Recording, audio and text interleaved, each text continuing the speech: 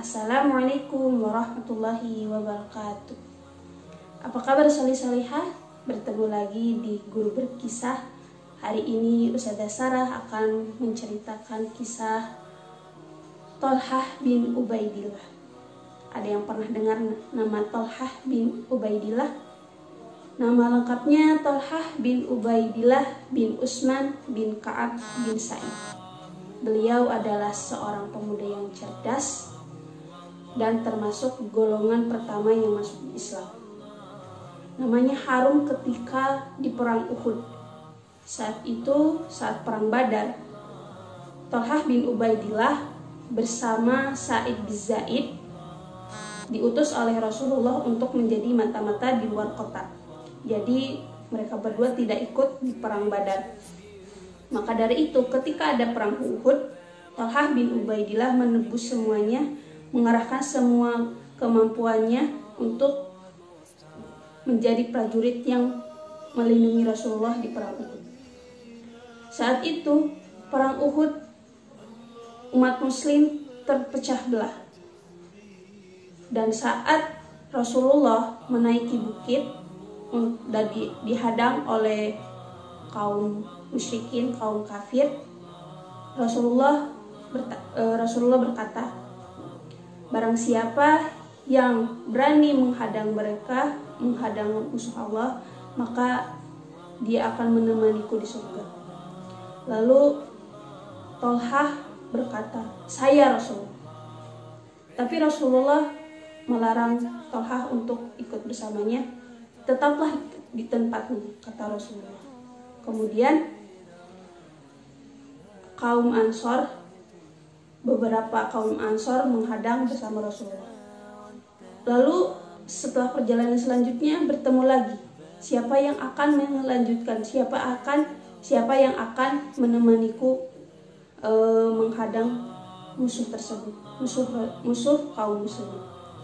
Lalu saat bertemu lagi dengan kaum musyrikin, kaum kafir, musuh Allah, Rasulullah juga berkata seperti itu lagi, seperti tadi. Siapa yang mau yang menghadang mereka, maka akan menemaniku di surga. Lalu Thalhah menjawab lagi, saya Rasulullah. Tapi tetap Rasulullah menyuruh Thalhah untuk tetap berada di tempatnya.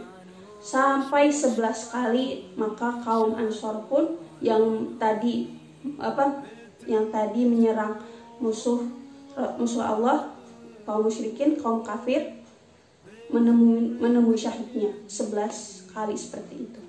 Lalu saat terakhir kali, maka Rasulullah menyuruh Thalhah untuk ikut bersamanya menyerang kaum musyrikin.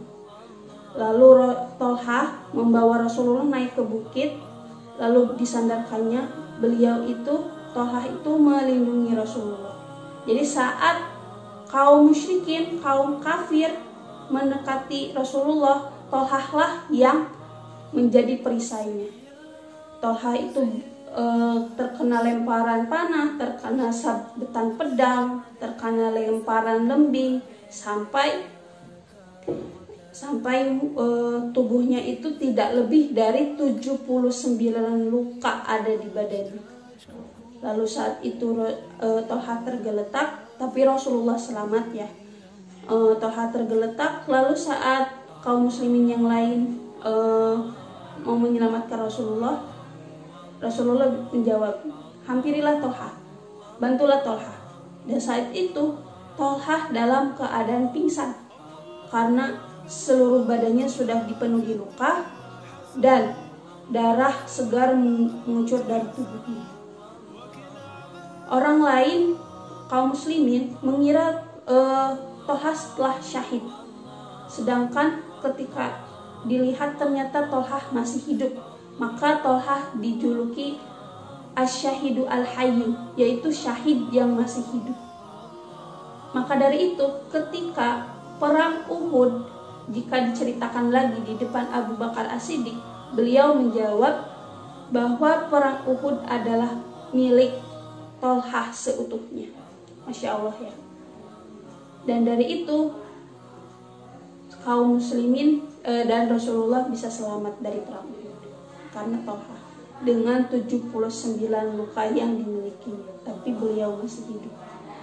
Tolha bin Ubaidillah termasuk orang yang dermawan. Kenapa? Karena Tolha itu termasuk pedagang yang sukses, pedagang yang ketika berdagang maka kelipatan keuntungannya itu berlipat-lipat. Tapi Tolha saat itu tidak pernah tenang ketika di dalam rumahnya dia menumpuk banyak harta. Dia selalu gelisah. Tolha selalu gelisah dalam keadaan seperti itu. Lalu istrinya berkata, "Ada apa dengan engkau?" Lalu Tolha menjawab, "Saya gelisah dengan adanya saya di rumah dalam keadaan aman, tapi harta menumpuk di rumah." Lalu istrinya menjawab, "Bagi-bagikan sajalah harta itu, semoga Allah merahmatinya."